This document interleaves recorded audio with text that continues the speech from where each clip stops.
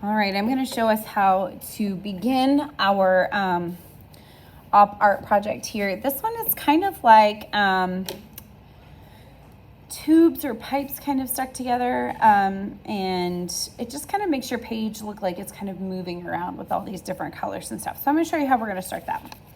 Okay, first thing on your piece of paper is write your name and your class code.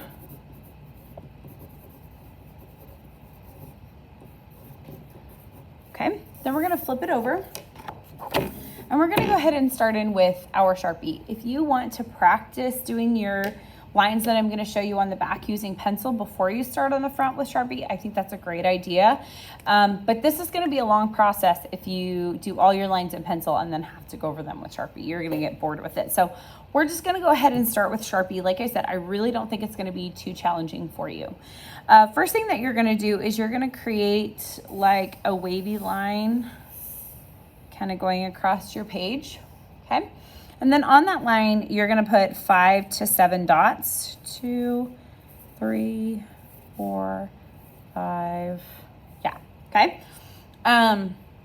They can be closer together. They can be farther apart. It's up to you.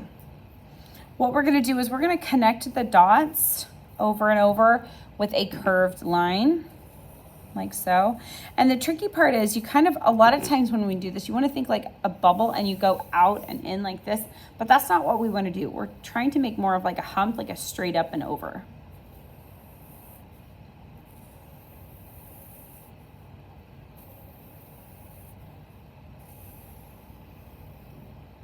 Okay, and then when we get to the end of our paper, we'll just connect in there. If you end up with a really big space like this, you can go back and add in some more. We'll go ahead and add one for the curve on the other side. Okay, like that. Then we're just going to continue doing that process. Now the big thing is that where they connect, we want it to almost end up being like a straight line. So like I said, just go straight up. We're almost just making like a hump instead of like a bubble. Like a bubble, you want to think about trying to make it like a rounded circular shape, and that's not really what we're doing. We're trying to make like a hump. Just go straight up and then back down. And you're going to end up with some that are going to kind of end in weird places. And you're going to notice that some of yours are going to try to slump over in different areas. So if you don't want that to happen when you get to them, try to think about how you're changing them. You can change them, but I recommend changing them gradually. See this one here, he's already ended, and that's okay.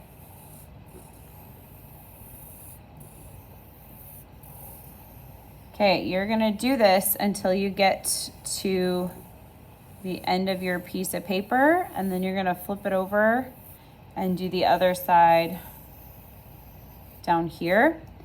And when you get to these ends, I'm not gonna do the whole thing, but I am gonna show you how it goes to the ends. When you get to the ends, you kind of have to imagine where it would be, and you're just kind of drawing those areas. I'm just gonna go ahead and finish up that side.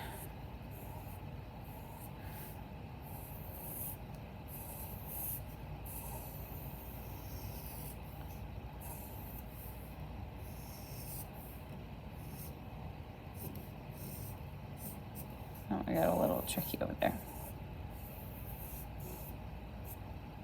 Okay, so like I said, you're gonna finish one side, flip it over, and do the other.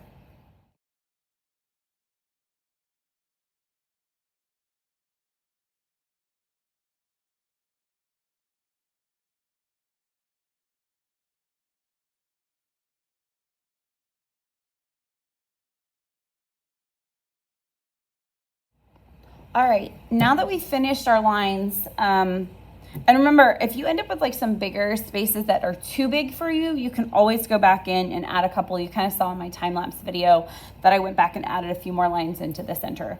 But this is kind of what we got going on. It's like this bubbly, oily looking thing. So now that we've done this, we're gonna add color.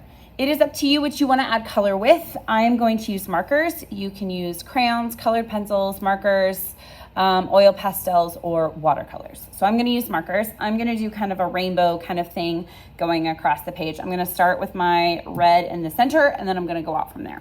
So what I'm gonna do, since I use permanent marker, I can just color over the top of this. It gets a little tricky here when you get to the sides of your paper. You kind of saw as I did it, I kind of added in some extra lines going up and down, okay? But we're just gonna color this in. I'm gonna take my time so I make sure that I get some good color. Once I have finished coloring all of my sections, the color that I want, I'm going to be using some oil pastels, and I'm going to use black to show some shadows. I've got some pretty dark lines, but I'm going to add a little bit in, and then I'm going to use white to show highlights. So I'm going to finish coloring now.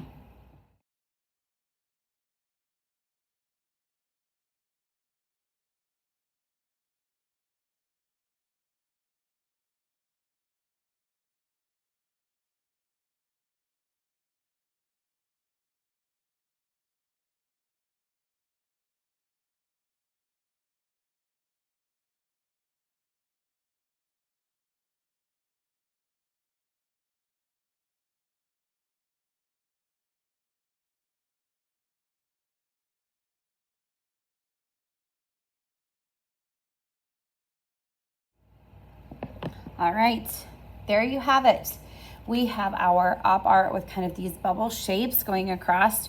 One thing I will say is when you're doing the shadow, if you have like a large part of your color, see how I kind of crept in? That'll help make it a little bit more roundedness to it. Another thing I will say is, do you see how I'm kind of just doing lines with it, with my paper? I don't want to necessarily like try to do all over. I'm just trying to stick with the lines, and I'm not necessarily trying to rub back and forth. A lot of times your paper will crinkle that way. The other thing is too, when you go from using the black to the white, try to use a different finger. You should only ever use one for blending for each color. You don't need to use your whole hand for it. Also with the white, you're gonna end up getting some black in it. It's just gonna happen. It's okay. If that really bothers you, you can always grab a paper towel to hold over your hand.